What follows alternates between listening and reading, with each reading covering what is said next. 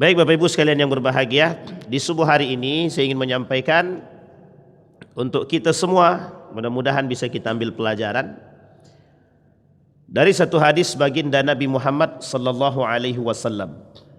An Auf bin Malik qala, judulnya Dukhulul Fitan fi buyutil Arabi. Dukhulul Fitan fi buyutil Arabi. Masuknya fitnah-fitnah ke dalam rumahnya orang-orang Arab. An Auf bin Malik qala, ataitu Nabi sallallahu alaihi wasallam fi ghazwati Tabuk wa huwa fi qubbatin min adab. Faqala u'dud sittan baina yaday as-sa'ah.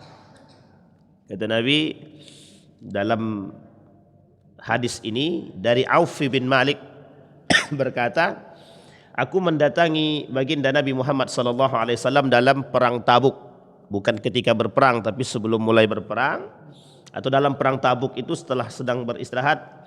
Datanglah Auf bin Malik kepada baginda Nabi. U'dud sittan baina yaday as-sa'ah. Persiapkanlah 6 hal, perhatikanlah 6 hal yang kata Nabi 6 hal itu akan menjadi salah 6 penyebab datangnya hari kiamat. Mauti, kematianku, kata Nabi. Thumma fathu Baitul Maqdis, merdekanya Baitul Maqdis, Yerusalem, Palestina. Thumma mutanun ya'khudhu fikumul ghanam, kasratul maut wal waba. Mutan artinya banyaknya kematian dan timbulnya wabah. Ya'khudhu fikumul ghamam, yang bisa membunuh binatang-binatang ternak. Thumma istifadatul mali hatta yu'tir rajul mi'ata dinarin fayudillu sakhitan.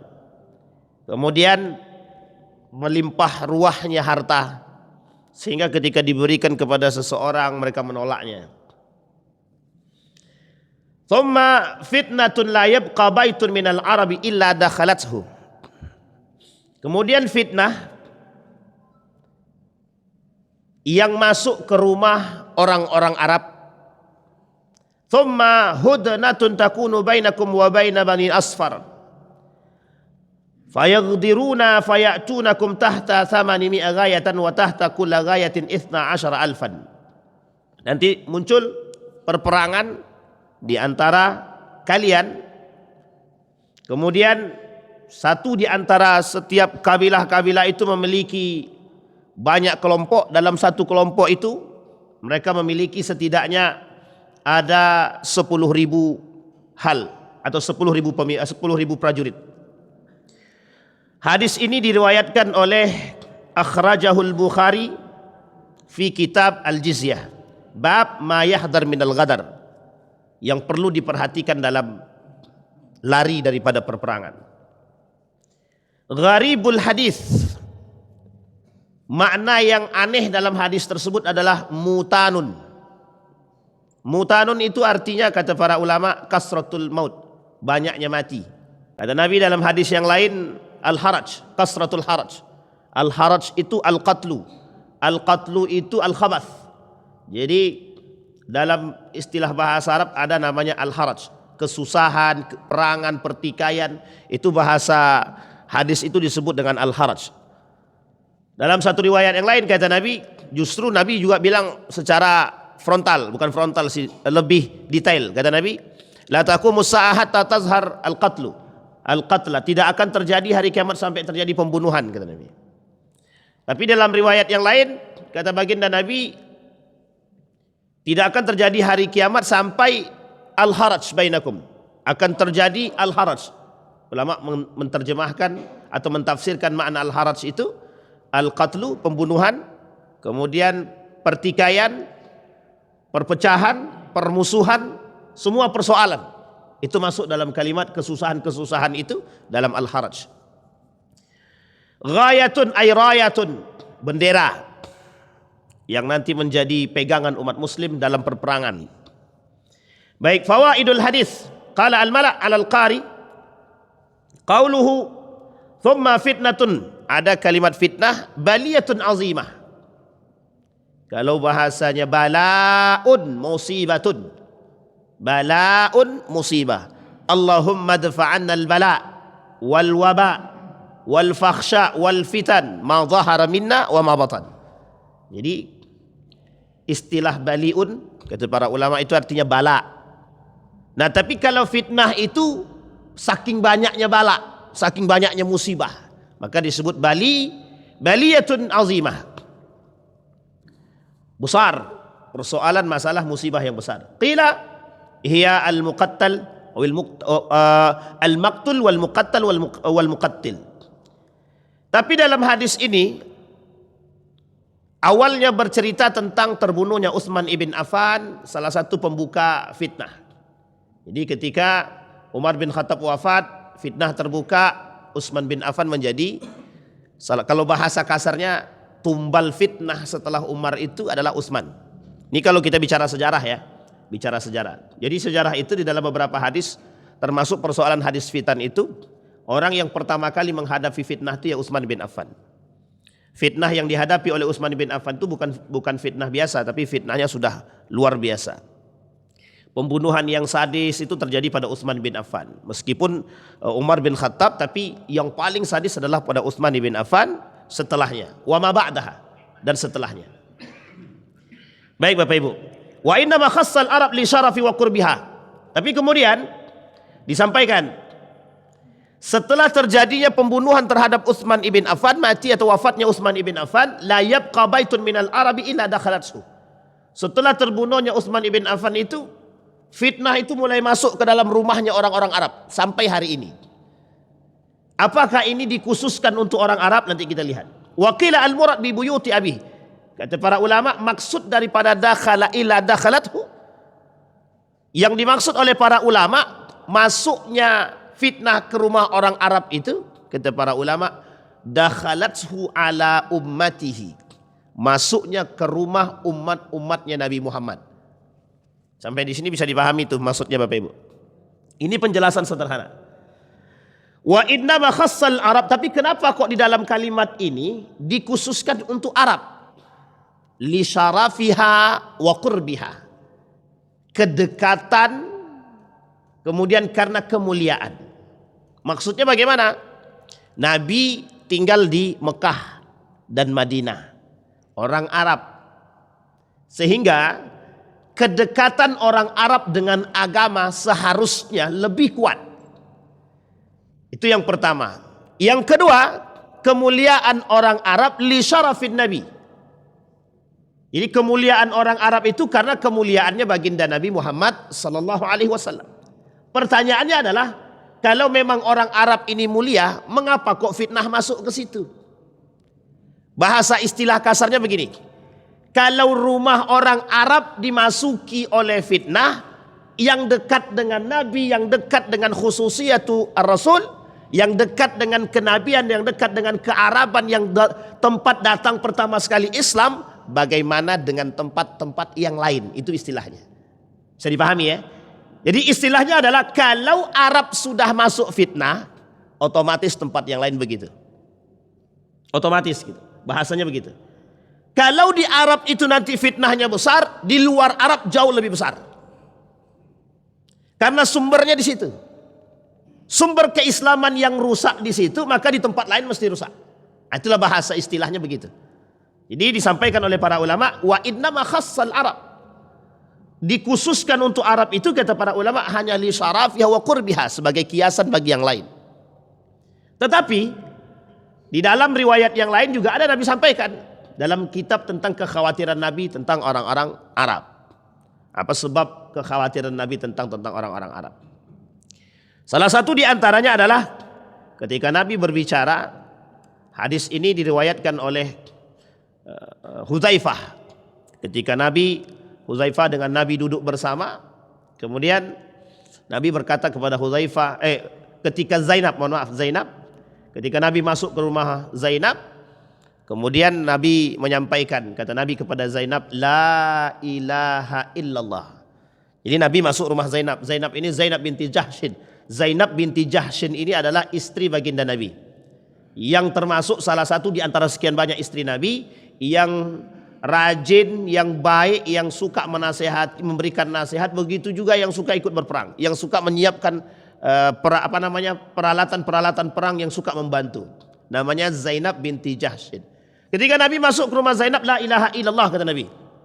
Tapi Nabi masuk ke rumah Zainab itu fazi'an. Fazi'an itu pucat, khawatir, ada rasa ketakutan gitu. Masuk Nabi ke rumah dan berkata la ilaha illallah. Tapi kalimat itu tidak sampai di situ. Kalimat itu kemudian diteruskan oleh Nabi, wailun lil arabi. Wailun lil arabi. Celakalah bagi orang Arab. Ini kalau diterjemahkan begini aja, ngamuk orang Arab nih. Mesti ngamuk dia. Kenapa? Wailun lil arabi. Celakalah bagi orang Arab katanya. Tapi hadisnya nggak sampai di sini, masih ada terusannya gitu.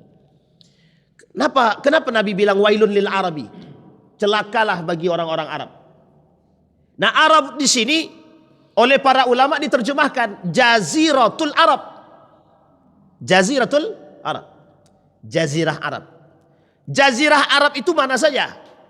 Termasuk Saudi Arabia, negara-negara Arab, Uni Emirat Arab, Dubai, Qatar, kemudian Yaman, Mesir, semua yang masuk dalam lingkup Jaziratul Arab. Istilahnya, bahasa lainnya disebut dengan yang bersinggungan dengan kedekatan Buldanul Arab, daerah negara-negara Arab. Pertanyaan muncul, mengapa Nabi mengatakan celakalah? Kalimat wailun itu artinya apa? Lil huzni, kata para ulama, untuk kesedihan. Nah, sama dengan bahasa yang tadi. Rumah orang Arab itu tidak ada yang tersisa kecuali setiap rumah orang Arab akan dimasuki fitnah di dalamnya. Nah, sekarang ini kita belum bahas fitnahnya, tapi kenapa itu disampaikan oleh Nabi? Kekhawatiran Nabi terhadap Arab itu besar. Artinya dikiaskan oleh para ulama, maksudnya adalah untuk umatnya. Jadi kekhawatiran Nabi terhadap umatnya di akhir zaman itu besar sekali. Nah, kemudian Bapak Ibu, disampaikan oleh baginda Nabi tadi, kalian harus bersiap 6 perkara kata dia sebelum datangnya hari kiamat itu. Perhatikan baik-baik. Kalau sudah 6 itu terjadi, maka baina yadayis sa'ah, kedekatan kiamat itu semakin dekat. Satu di antaranya adalah yang disebut tadi mauti, kematian baginda Nabi Muhammad sallallahu alaihi wasallam. Dalam kitab Armageddon disampaikan hadis pertama itu. Hadis pertama tentang kelahiran Nabi. Hadis kedua tentang kematian Nabi. Jadi hadis pertama tentang kelahiran Nabi dalam kitab Armageddon itu adalah satu di antara tanda kiamat. Pertama, kelahiran baginda Nabi Muhammad sallallahu alaihi wasallam. Jadi lahir Nabi itu menjadi akhiruz zaman. Akhirul anbiya isyaratun an akhiriz zaman. Makanya Abu Bakar nangis. Nangisnya Abu Bakar itu enggak main-main. Di antara kegembiraan yang mengatakan sudah sudah aku bebaskan kata Allah buat kalian, aku selesaikan buat kalian. Tapi di antara para sahabat yang nangis Abu Bakar. Ternyata tangisan Abu Bakar itu adalah kepergian baginda Nabi Muhammad sallallahu alaihi wasallam. Ini singkat cerita. Maka Bapak Ibu sekalian yang berbahagia, akhirul anbiya kata para ulama akhir zaman. Nabi terakhir berarti akhir zaman. Setelah akhir zaman kiamat. Makanya isyaratun itu untuk siapa yang cocoknya untuk kita. Untuk kita. Kalimat itu, isyarah itu cocoknya untuk kita. Nah, Bapak Ibu sekalian yang berbahagia, yang kedua, summa futiha Baitul Maqdis. Fathu Baitul Maqdis. Dalam proses pembebasan atau kemerdekaan Baitul Maqdis. Artinya Palestina merdeka. Sudah pernah kita sampaikan. Tsumma mutanun ya'khudhu fikumul ghanam. Datang penyakit-penyakit yang bisa membunuh umat manusia. Ulama berbeda pendapat. Ada 2 hal di sini. Yang pertama tafsir qarib, yang kedua tafsir ba'id. Kalau tafsir qaribnya adalah mutanun diartikan kasratul maut. Yang pertama kita artikan dulu kasratul maut. Kalau diartikan kasratul maut, banyak terjadi kematian. Kalau kalimatnya pembunuhan, berarti terjadinya pembunuhan antara satu dengan yang lain. Tapi kalau disebutkan banyaknya kematian, banyak sebab yang bisa memunculkan kematian, yang menyebabkan kematian. Satu di antara sebab yang menyebabkan kematian adalah bencana. Bencana, pembunuhan, kelaparan, dan lain sebagainya masuk dalam kategori kematian. Jadi membahasakannya begitu. Kalau dibahasakan pembunuhan, ya banyak kasus. Begal, maling, perampok, dan lain sebagainya. Koruptor masuk ya? Masuk lah, anggaplah masuk. Tapi mati pelan-pelan gitu. Jadi koruptor itu membunuh pelan-pelan gitu. Jadi diambil sekarang, orang akhirnya nggak bisa makan, akhirnya ujung-ujungnya mati kan. Itu bahasanya lebih tepat. Ya mungkin agak jauh lah sedikit. Gitu. Bisa dipahami Bapak Ibu ya? Mutan. Kalau diartikan kematian. Tapi adakah kematian disebabkan yang lain? Ada, disebabkan oleh wabah. Contoh COVID. Meskipun kebenarannya bagaimana kita lepaskan masalah itu. Yang jelas pada masa Nabi, Umar bin Khattab dan para sahabat serta tabi'in pernah terjadi ada yang namanya ta'un, wabah-wabah yang lain. Dan banyak wabah-wabah yang bisa menyebabkan kematian. Dan itu tidak dipungkiri. Salah satunya adalah ketika itu terjadi di Arab, di Saudi Arabia. Ada namanya bulu onta, penyakit virus bulu onta. Ini juga menjadi sebab kenapa suntik meningitis wajib. Daya tahan tubuh bagi orang yang berangkat haji ataupun umrah. Baik, salah satu alasannya oleh pemerintah, begitu juga disahkan, difatwakan oleh Majelis Ulama Indonesia. Baik Bapak Ibu. Nah, itu mutan. Ya'khudhu fikumul ghanam, yang nanti bisa membuat binatang-binatang ternak kalian bisa mati gitu deh. Nah, kemudian summa istifaratul mal hatta yu'tir rajul mi'ata dinar. Tersebar luasnya fulus, duit. Artinya bahasa lainnya kata Imam Al-Ghazali itu kekayaan itu tersebar luas. Orang kaya banyak tapi orang-orang miskin tidak butuh lagi duit. Itu nanti ada pada masanya kata Nabi. Ada pada masanya orang-orang mengalami keadilan. Masa keadilan itu nanti ada dua. Satu, turunnya Imam Mahdi. Yang kedua, Isa alaihissalam. Jadi pada dua kondisi ini, Isa dan Imam Mahdi, kondisi umat muslim itu berada pada kondisi keadilan dan berjaya. Tapi tak lama setelah itu dimatikan. Maka yang tersisa lagi adalah munafik dan kafir. Kemudian, ini tadi. Nah sekarang Bapak Ibu kita masuk pada poinnya. Yabqa la yabqa illa dakhalathu. Fitnah itu tidak akan keluar kecuali mereka akan masuk ke rumah setiap orang Arab. Setiap rumah umat-umatnya Nabi itu akan masuk ke dalamnya. Apa salah satu di antara fitnah tersebut? Salah satu di antara fitnah yang masuk ke rumah kita adalah itu fitnah keluarga. Fitnah anak, fitnah istri, fitnah suami, fitnah mertua, fitnah orang tua. Jangan ada tersinggung di sini ya, udah tua-tua. Tapi ini fitnahnya begitu. Fitnah orang tua, fitnah mertua, fitnah anak, fitnah istri, fitnah suami. Karena itu yang disampaikan oleh Nabi yang disampaikan oleh Allah dalam Al-Qur'an. Inna azwajakum wa auladakum fitnah. Inna auladakum wa amwalakum fitnah. Begitu ayatnya berbicara. Hati-hati dengan suamimu, hati-hati dengan istrimu bisa jadi fitnah. Hati-hati dengan anakmu jadi fitnah. Hati-hati dengan hartamu jadi fitnah. Hati-hati dengan keluargamu bisa jadi fitnah.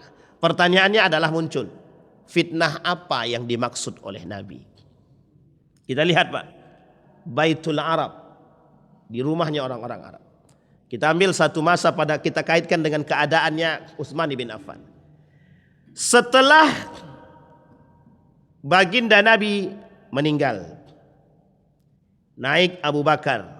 Fitnah yang muncul ketika itu meskipun tidak banyak, hanya dilakukan oleh kelompok Syiah, yaitu terbunuhnya Siti Fatimah disebabkan oleh Umar bin Khattab dan Abu Bakrin Siddiq. Ini fitnah. Ya. Yang kedua, wafatnya Fatimah sama sekali tidak memberikan restu kepada Abu Bakar dan Umar bin Khattab, fitnah. Setelah wafatnya Fatimah, Ali bin Abi Thalib didatangi oleh Umar bin Khattab, kemudian dipanggil oleh Abu Bakar untuk menyatakan pembaiatan terhadap Abu Bakar. Itu Ali bin Abi Thalib dalam kasusnya setelah wafatnya Fatimah. Tapi pertanyaannya muncul, betulkah Fatimah berbaiat kepada Abu Bakar menjadi pemimpin? Dalam riwayat tidak disebutkan. Kenapa tidak disebutkan? Disinilah menjadi kunci bagi orang Syiah untuk mengatakan bahwa Ali dengan Fatimah tidak sependapat dengan Abu Bakar menjadi pemimpin. Itu kata orang Syiah. Padahal tidak begitu. Kita luruskan yang bengkok itu. Nah, dalam beberapa riwayat sejarah itu mengatakan, para sejarawan, dia ada kitab namanya Saqifah Bani Sa'idah. Ini kalau yang suka berangkat umroh tahu nih, Saqifah Bani Sa'idah itu ada tempat perpolitikan pertama yang terjadi dalam Islam. Tapi dijadikan buku oleh kelompok Syiah karena kasusnya di situ.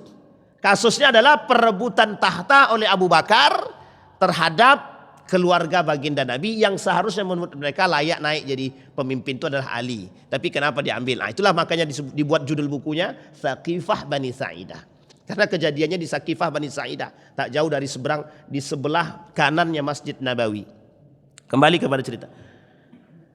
Itu pada masa Abu Bakar. Maka tak lama kemudian Abu Bakar wafat, kemudian digantikan oleh Umar bin Al-Khattab.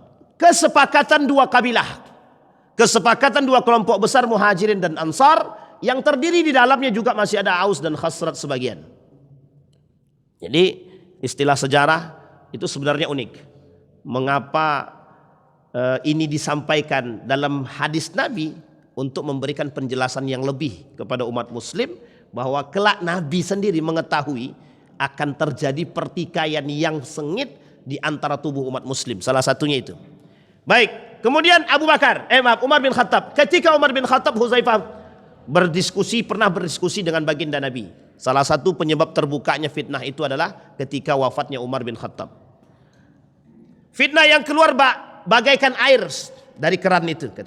Air itu saking lancarnya, saking derasnya. Tapi Bapak Ibu dalam sejarah kita lihat kapan fitnah itu mulai muncul. 6 tahun setelah kepemimpinan Utsman ibn Affan. Jadi 6 tahun pertama kepemimpinan Utsman ibn Affan itu Utsman ibn Affan sangat dipuji, disanjung baik. 6 tahun masa akhir di akhir kepemimpinan Utsman bin Affan, di situ muncul fitnah nepotisme.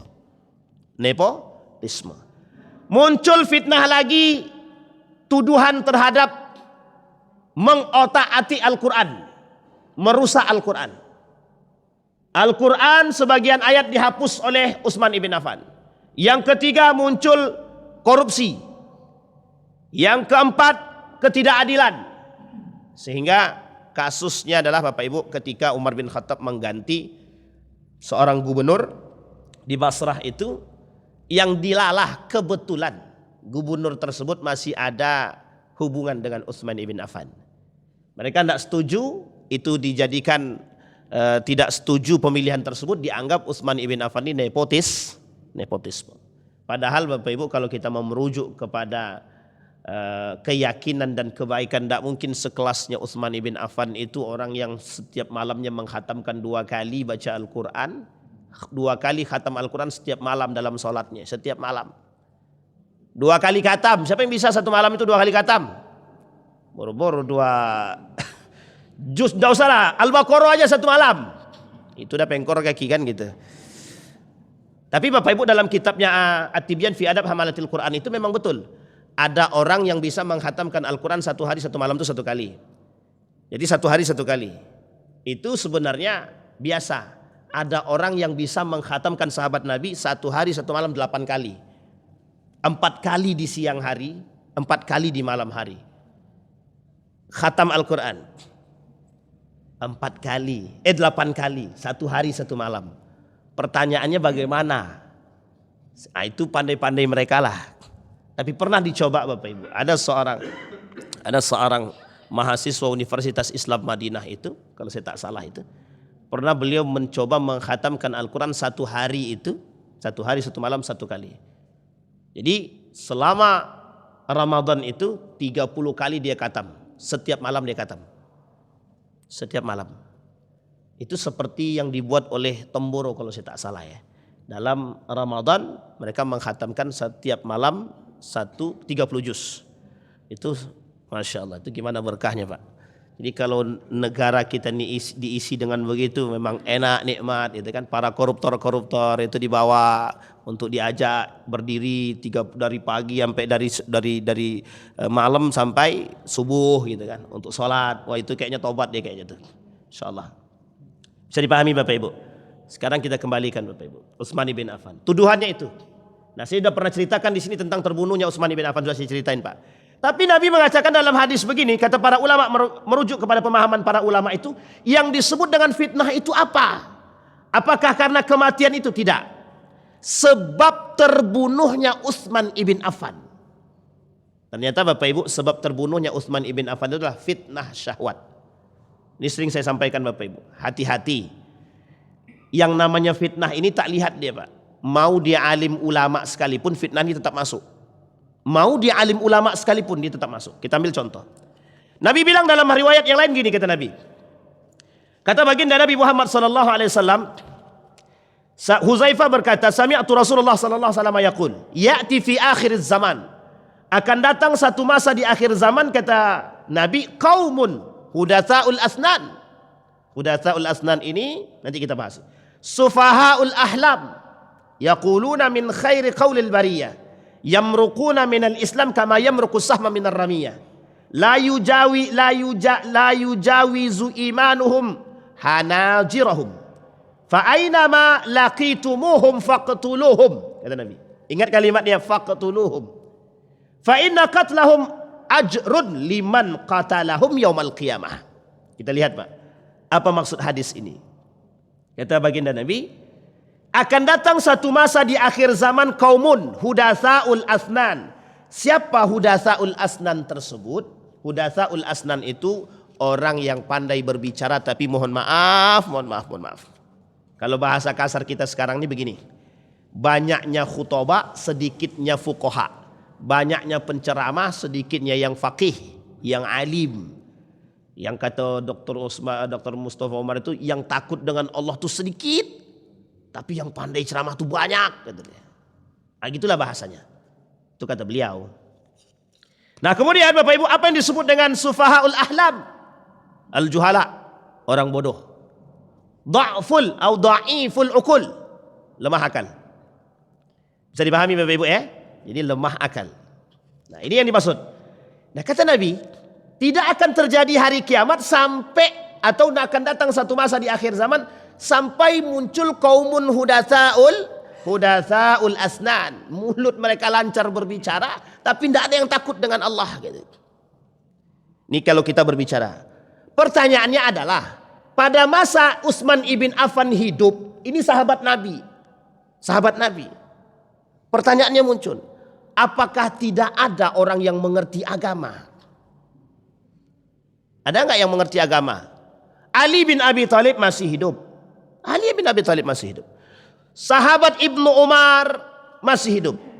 Ibnu Zubair masih hidup. Zubair ibn Awam masih ada. Bayangkan, Pak, cucu Nabi masih ada. Al Hasan wal Husain masih ada. Masih hidup. Tapi Nabi sudah bilang duluan. Hudatsaul asnan, kata Nabi. Kapan masa itu datang? Kapan masa itu datang? Mulai bergeser sedikit demi sedikit orang-orang yang takut dengan Allah.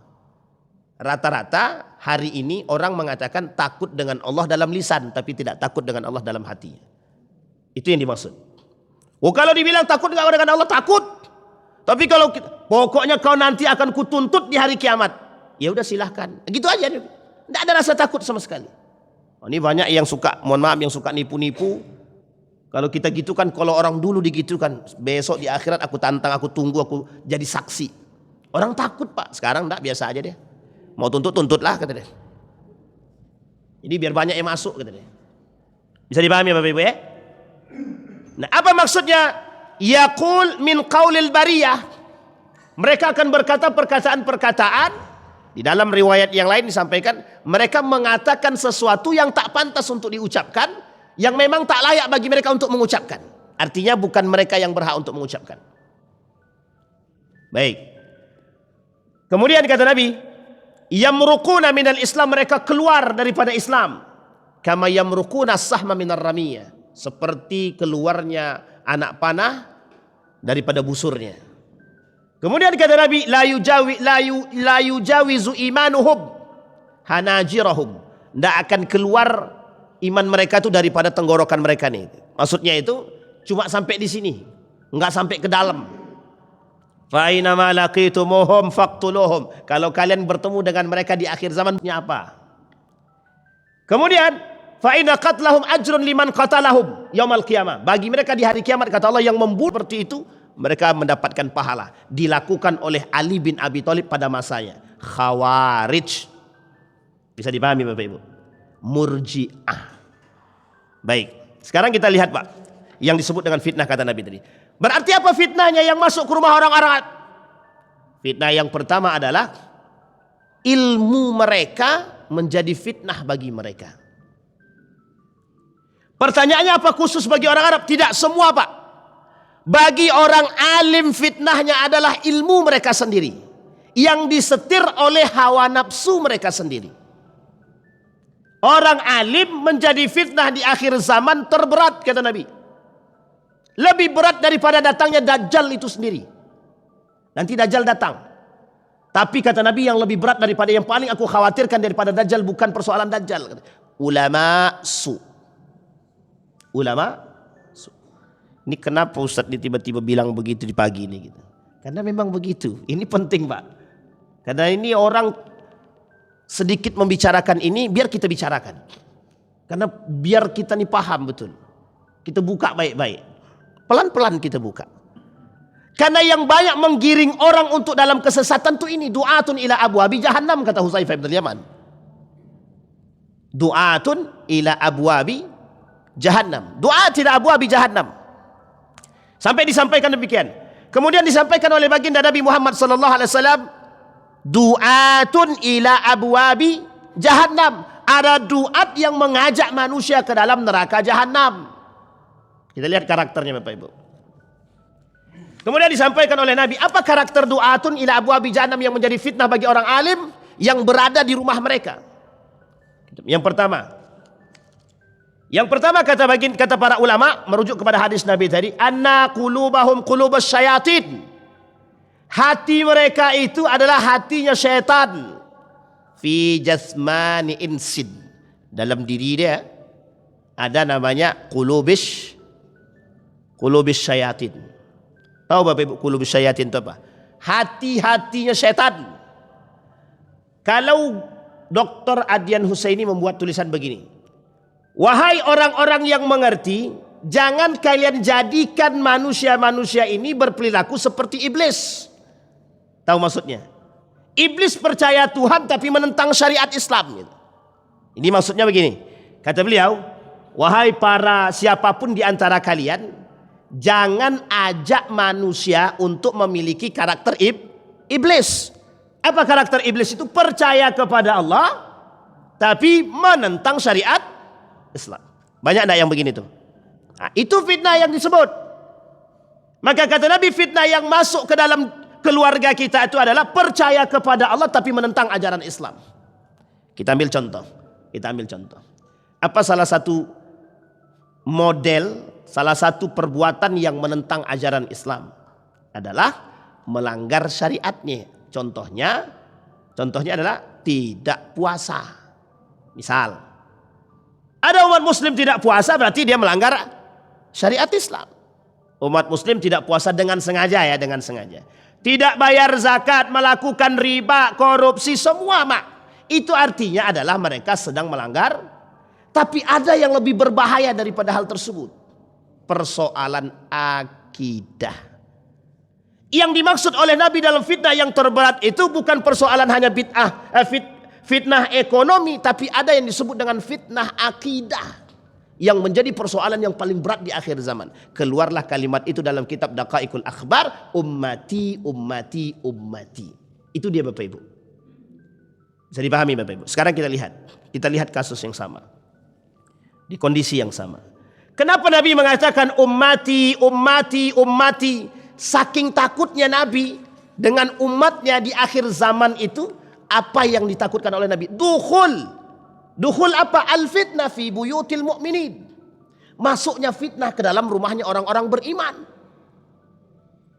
Bisa dipahami ya? Contoh, seorang istri tidak berani menasehati suaminya ketika suaminya mengambil yang haram. Justru yang ditakutkan istrinya yang minta. Kita ambil contoh. para pelaku koruptor itu punya istri nggak? Ada dua kemungkinan. Ada dua kemungkinan. Sudah diingatkan tapi tak mau. Yang kedua, memang tidak diingatkan. Ada kemungkinan ketiga, istrinya minta. Bisa jadi apa tidak? Ini fitnahnya istri. Fitnahnya istri adalah salah satu di antara sekian banyak fitnah bagi seorang wanita itu. Pokoknya fitnah perempuan ini berat, Pak. Nabi juga bilang dalam hadisnya, fitnah yang terberat itu adalah perempuan, katanya. Kata Nabi dalam riwayat yang lain, tapi ibu jangan tersinggung ya. Karena memang fitnah termasuk fitnah yang berat itu adalah perempuan. Yang paling mudah menghasut sang suami untuk tidak beribadah, tidak melakukan, itu adalah perempuan. Makanya Bapak Ibu, kalau ada perempuan, kalau ibu-ibu tidak bisa menjadi soleha, maka itu berat bagi suaminya, Pak. Karena tantangannya adalah, apalagi di akhir zaman itu banyak laki-laki yang takut dengan bininya, banyak laki-laki yang takut dengan istrinya. Ini bukan isu, tapi sudah fakta dan realita. Sudah fakta dan realita, Pak. Sudah fakta dan realita. Ketakutan suami terhadap istri. Sehingga banyak suami yang masuk penjara hanya gara-gara tuntutan bang, aku minta beli mobil, nggak ada duit deh, korupsi aja bang. Itu kan terang-terangan. Baik Bapak Ibu, itu yang pertama. Maka kata Nabi, ketakutan Nabi terhadap umat itu disebutkan dengan ummati. Ternyata Bapak Ibu, kekhawatiran Nabi itu serius. Sangat serius sekali. Ketika kita berbicara, apa kata Nabi? Kata Nabi dalam hadis yang Zainab tadi yang saya sampaikan, kata para ulama, itu begini, yang menjadi ketakutan Nabi, fitnah itu yang masuk ke dalam rumah tadi adalah persoalan-persoalan yang sifatnya akidah. Yang selamat kata Nabi, man istamsaka bil kitab was sunnah. Kata para ulama itu, yang selamat daripada fitnah itu hanya yang berpegang teguh dengan fitnah, dengan kitab dan sunnah. Dan yang ketiga dikatakan Nabi, orang yang paling berat itu adalah orang yang paling baik ketika itu al-mu'min al-hasif man yakhaful fitan. Pertanyaannya adalah fitnah-fitnah seperti ini kita nggak takut, Pak? Benar Pak, kata para sahabat itu, orang di akhir zaman tidak takut dengan fitnah, nggak takut Pak. Jadi bagi mereka begini, ada kitab itu judulnya ternyata surga dan neraka tidak ada. Ini salah satu provokasi terhadap nilai provokasi terhadap umat muslim untuk tidak terlalu memikirkan surga dan neraka. Jadi mereka sampai bilang begini bahwa surga dan neraka itu tidak ada. Artinya begini maksudnya. Jangan jadikan surga dan neraka itu sebagai modal untuk Anda taat ataupun Anda rajin ibadah. Jadi kalau Anda mau melakukan sesuatu tidak usah takut, lakukan aja. Nah, itu bahasanya. Bisa dipahami ya Bapak Ibu ya.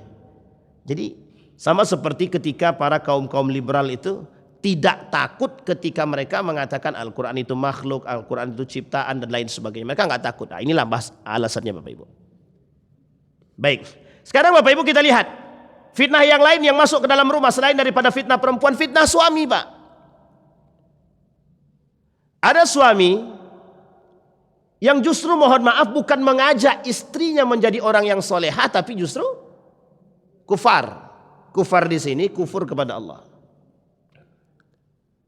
Dan uniknya lagi anak-anak yang diajak. Kita ambil lagi contoh fitnahnya Bapak Ibu. Fitnah pendidikan.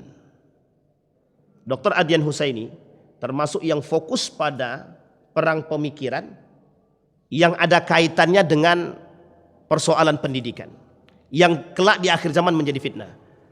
Kata Ismail Raji Al-Faruqi, yang terbaik pendidikan pertama yang harus ada di dalam rumah adalah pendidikan tauhid. Pendidikan tauhid. Selain daripada itu nanti belakangan dulu. Sekarang pertanyaannya, bagaimana kita menanamkan pendidikan tauhid dalam rumah kita? Pendidikan tauhid dalam rumah harus didirikan oleh siapa? Orang tua, bukan guru dan lain sebagainya. Yang pertama. Yang kedua, di antara keluarga ini yang punya peran besar memberikan pendidikan tauhid kepada keluarganya siapa? Ayah. Ini fitnah suami, Pak. Makanya hati-hati. Inna azwajakum. Azwaj di sini bukan hanya laki-laki, bukan hanya perempuan, dua-duanya. Dua-duanya. Jadi kalau hari ini kita melihat kok betapa hancurnya, ada orang tua bilang begini, Ustadz, waktu kecil anakku ini Ustaz, betul-betul rajin ke masjid, sholat dia. Tapi aku tidak tahu kenapa setelah besar dia keluar daripada Islam. Bisa dipahami Bapak Ibu kalimat ini? Ini dukhul fi buyutil mu'minin. Masuk ke rumah, fitnah seperti ini masuk dalam rumah kita Pak. Ada anak yang dididik dengan sebaik mungkin, mohon maaf tiba-tiba dia keluar jadi. Kalau orang tua tidak punya ketakutan terhadap tumbuh kembangnya anak, ini masalah. Tapi Bapak Ibu, ketika anak dibekali tauhid yang baik, akidah yang benar, maka setidaknya dia mengerti jalan pulang. Dia mengerti jalan, istilahnya, kalau anak ayam tersesat tahu tidak jalan pulang itu? Kalau dia tahu berarti lebih cerdas dia daripada manusia. Bisa dipahami Pak ya? Ini kondisi Pak. Jadi kalau kita berbicara tentang fitnah, begitu dia. Justru hari ini banyak orang yang tersesat tapi tidak tahu jalan pulang. Rata-rata mereka berakal. Rata-rata mereka berakal. Makanya disebutkan oleh Nabi. Ketika Nabi di rumah Zainab itu, disampaikan Pak, kata Zainab, bukankah ketika itu bersama kami orang-orang yang punya akal? Dijawab sama Nabi Pak, kata Nabi, tuntaza, akalnya hilang kata dia. Itu yang ngomong Nabi, cuma Nabi itu tidak pakai bahasa Indonesia. Kalau sempat Nabi pakai bahasa Indonesia, akalnya hilang. Bahasa tidak punya otak. Hilang akal. Artinya apa yang disebut dengan hilang akal di situ? Hilangnya kebenaran, hilangnya keadilan, hilangnya akal sehat di dalam tubuh umat manusia. Kita kembalikan Pak, rumah tangga. Yang pertama, pendidikan tauhid.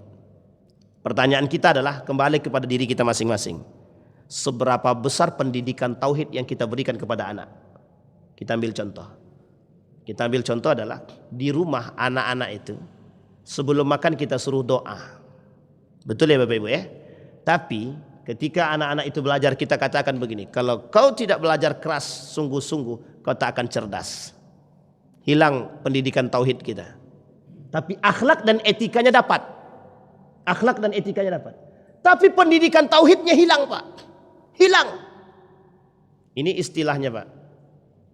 Ini dalam tulisan Profesor Dr. Hamid Fahmi Zarkasi yang beberapa 2 hari yang lalu saya baca begini.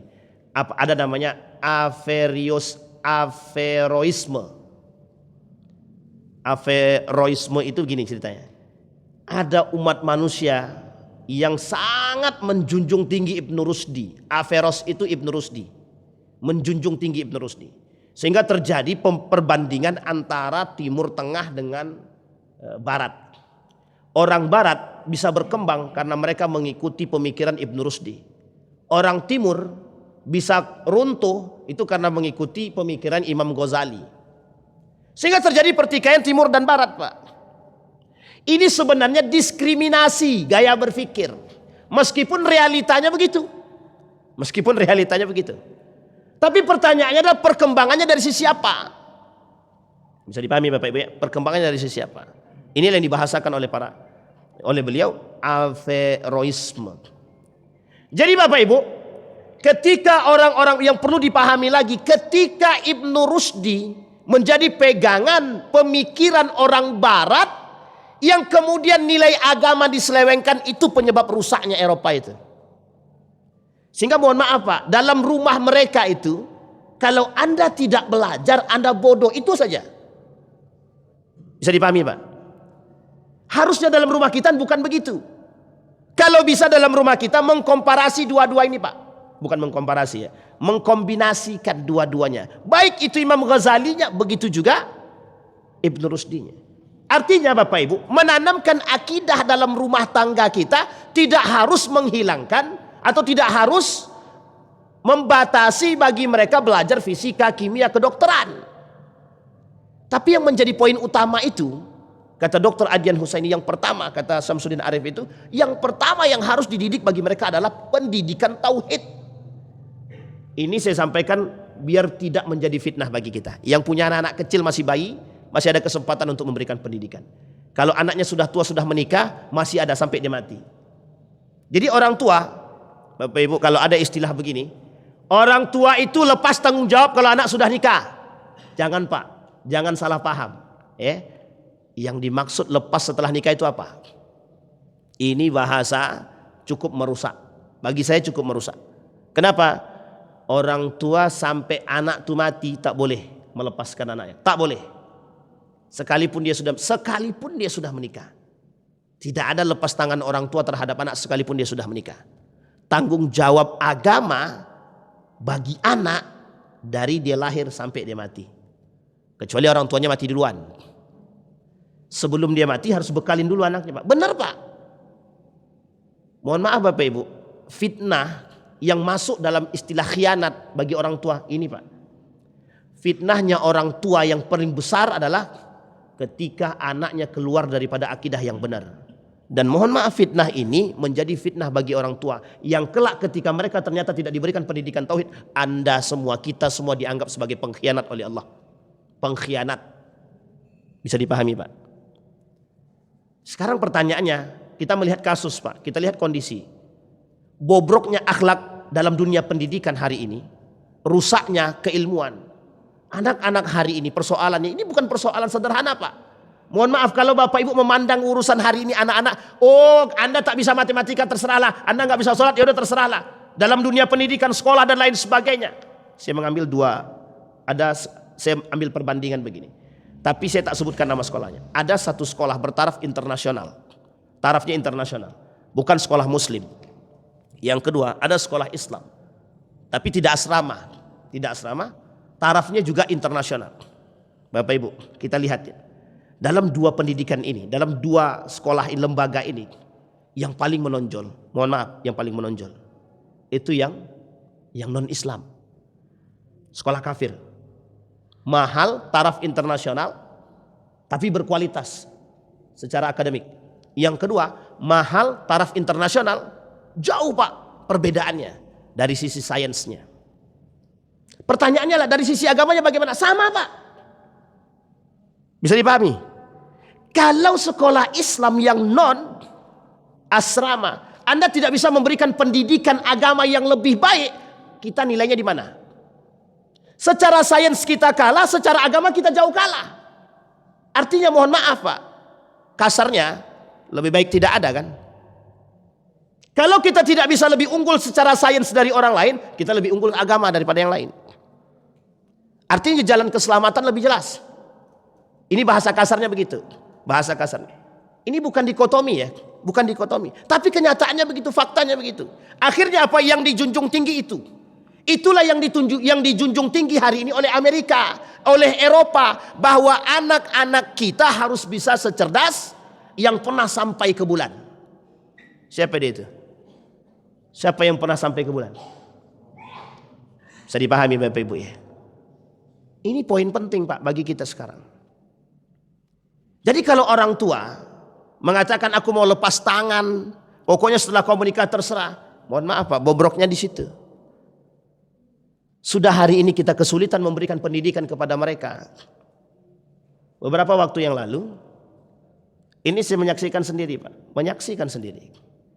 Seorang anak mencauti ibunya di depan umum. Sekarang kita mau salahkan anaknya nggak bisa. Bapak Ibu tahu caut kan? Kalau bahasa Jawa mempisui orang tuanya di depan umum Pak. Kita yang melihat itu bagaimana rasanya? Mirisnya bukan main. Tapi kita sampaikan Pak, kita sampaikan. Ada anak memukul orang tua sampai biru Pak, orang tuanya dipukul di depan umum. Uniknya, nah ini basis pendidikan ya. Uniknya masyarakat diam, cuma nontonin aja, nontonin. Itu gimana coba itu? Masalahnya di mana? Nah masalahnya di mana? Kita akan berbasis pada masalah sekarang. Jadi mohon maaf, jangan terlalu tinggi mengangkat ilmu, jangan terlalu tinggi mengangkat akademik hari ini. Jangan Anda terlalu tinggi menuntut akademik, sementara akhlaknya bobrok. Sementara akhlaknya hancur. Sekarang harusnya bagaimana? Ustaz, tapi kalau kita fokus pada akhlak, nanti akademik kita rendah. Siapa bilang? Yang mengatakan itu siapa? Yang mengatakan itu adalah orang Eropa. Orientalis dari Inggris yang mengatakan. Yang disampaikan oleh Samsudin Arif. Apa kata Samsudin Arif? Yang membuat itu pertama kali adalah mereka. Jadi sengaja untuk menjauhkan kita dari hal tersebut. Sengaja. Jadi Bapak Ibu, itu yang disebut dengan fitnah dalam rumah. Yang ternyata hari ini menjadi ketakutan Nabi terbukti. Pertanyaannya, yang merusak Turki Utsmani siapa? Secara Turki Utsmani runtuh itu ada dua faktor. Internal dan eksternal. Yang paling besar pengaruh pertama adalah internal.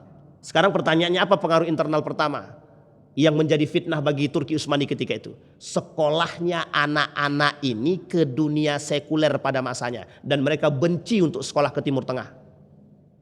Bapak Ibu boleh baca sejarah dalam runtuhnya Turki Utsmani sebab internalnya. Termasuk anak-anak kerajaan ketika itu. Kita ambil contoh. Sekarang anak-anak raja-raja Arab itu sekolahnya di mana? Jadi saya hanya ingin mengajak Bapak Ibu untuk kembali melihat. Saya tidak salahkan, kita tidak menyalahkan sekolah dimanapun silahkan. Yang penting lu punya akidah yang kuat. Itu aja bahasa kita Pak. Kalau kita punya akidah yang kuat, mohon maaf ya, yang kuat aja bisa mereng. Apalagi yang gak kuat gitu maksud saya. Yang kuat akidahnya aja bisa ikut menyimpang. Saya tanya Bapak Ibu. Yang dulu pernah mengatakan semua agama sama itu muslim apa bukan? Gelarnya apa? Sekolahnya di mana? Imannya bagaimana? Sekolah pesantren kok. Yang mengatakan musuh agama itu sekolahnya di mana dulunya? Pesantren. Yang kuat imannya, kuat akidah, tapi kok bisa menyeleweng? Itu yang kita maksud. Jadi mohon maaf Pak. Memang sulit mensinergikan antara akhlak dengan akademik itu hari ini sulit. Hari ini. Maka di sini kita membutuhkan basis pendidikan yang baik gitu. Kenapa? Mohon maaf Pak, beberapa waktu yang lalu datang guru-guru curhat. Ustaz, gimana sih kurikulum ini? Ya ngapain curhat ke saya? Curhatnya ke sana, Kementerian Pendidikan. Kenapa kurikulumnya kok gak sama, gak sesuai? Kami dituntut harus seperti ini, sementara anak-anak dia punya akhlak yang baik. Saya hasut waktu itu. Kasih pendidikan akhlak yang baik dulu. Masalah cerdas gak cerdas belakangan. Jadi ada guru bilang begini, Ustaz, ini anak kerjaannya mencontek. Bahkan anak ini berbohong tidak mau mengaku kalau dia itu buka HP ujian. Sementara yang lain ngaku Ustaz. Cuman ketika mereka yang ngaku-ngaku ini Ustaz, nilainya jauh. Nilainya dapatnya minimal C. Nilai akademiknya C. Tapi dia ngaku Ustaz, jujur dia. Minta maaf dan mau mengaku kesalahan. Dan apapun yang diberikan kami siap. Kata muridnya. Yang satunya lagi, anak ini gak mau ngaku tapi dia nyontek. Bahkan bukan nyontek. Dia yang menyediakan contekan bagi yang lain yang mencontek itu. Tapi ketika ditanya diinterogasi dia nggak mau ngaku. Justru dia bilang begini sama gurunya, Bu, tolong jangan kasih saya nilai jelek ya. Sekarang saya tanya Bapak Ibu, bagaimana sikap Bapak Ibu? Sementara kita tahu dia yang melakukan itu. Apa yang harus Bapak Ibu lakukan? Sampai dia bilang begini, Bu, kalau nilai saya jelek, beasiswa saya putus. Sekarang saya tanya Bapak Ibu, dilema nggak tuh? Ternyata anaknya orang tuanya udah meninggal. Sekarang dilema nggak tuh? Satu anak ini nggak punya akhlak, nggak punya adab, tapi minta nilai, tapi orang tuanya nggak ada. Kalau dikasih nilai C dia nggak dapat beasiswa, dia susah cari bantuan. Tapi satu sisi akhlaknya bobrok. Sekarang bagaimana caranya itu? Kasih nilai apa bagusnya Bapak Ibu? Nggak serius ini pertanyaan. Bagi guru-guru pasti merasakan kan? Ini poin penting Pak. Ini fitnah yang paling besar hari ini. Iya Pak Idil ya? Benar ya Pak Idil ya? Semua orang tahu Pak. Kasus begini. Sampai mohon maaf, di sekolah kita sekarang ini kita kasih Pak, di sekolah kita, termasuk di beberapa universitas itu, yang menjadi mohon maaf, daripada standar kami turun lebih baik, mohon maaf, nggak apa-apa. Anak tuh bodoh, yang penting dinaikkan nilainya. Nilai standar universitas wajib B. Wajib B. Mau anaknya bodoh, mau anak seperti apa B. Mau anak nggak punya akhlak, terserah yang penting B. Sekarang pertanyaannya, mau kita bawa dalam rumah? Kalau pendidikan seperti ini, di dalam rumah kita berikan pendidikan yang baik, akhlak yang mulia, masuk sekolah berbenturan Pak. Apa yang harus kita lakukan? Sekarang yang menormalisasi, mohon maaf, yang menormalisasikan penipuan, yang menormalisasikan ketidakjujuran siapa? Kita yang harus Pak. Nanti mohon maaf, bahasanya kalau dikasih C Ustaz, apalagi mahasiswa-mahasiswa yang bodoh ini, mohon maaf kata dia, yang tidak pintar ini dikasih nilai C. Akreditasi kami turun.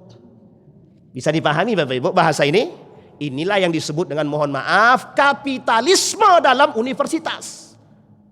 Inilah yang disebut dengan liberalisme dalam pendidikan. Jangan ada itu singgung, karena memang ini kenyataan. Begitu bahasanya sekarang. Itu baru universitas. Sekarang kita masuk ke dalam sekolah. Perhatikan dalam sekolah guru-guru. Apa tuntutan akademiknya? Anak harus pintar, nilai harus tinggi. Pernahkah mereka berpikir tentang akhlaknya, sopan santunnya, jujurnya? Anak sekarang nyuci piring kelas 6 SD nggak bisa cuci piring. Makan masih disuapkan. Tadi suapkan terserahlah itu. Itu yang saya kurang mengerti di situ. Pak, ini pendidikan. Nabi bilang ini fitnahnya, ini paling sederhana Pak fitnahnya Pak. Sekarang saya tanya Bapak Ibu, kita kembali ke rumah orang Arab. Hampir semua rumah orang Arab punya pelayan. Bapak Ibu lihat gimana karakternya mereka. Pesuruh dan tidak mau disuruh. Tapi berbeda dengan negara asing. Saya ambil contoh, ada salah satu negara, kita sebutlah negara itu Belanda.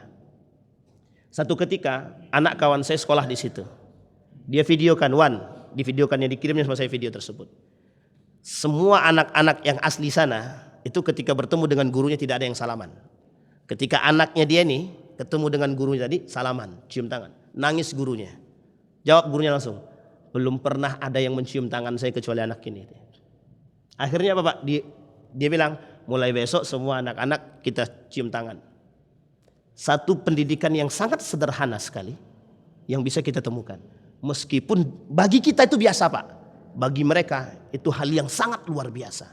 Artinya menghargai, menghormati itu bagian daripada pendidikan. Itu yang tidak ada sekarang. Itulah fitnah yang hilang dari kita.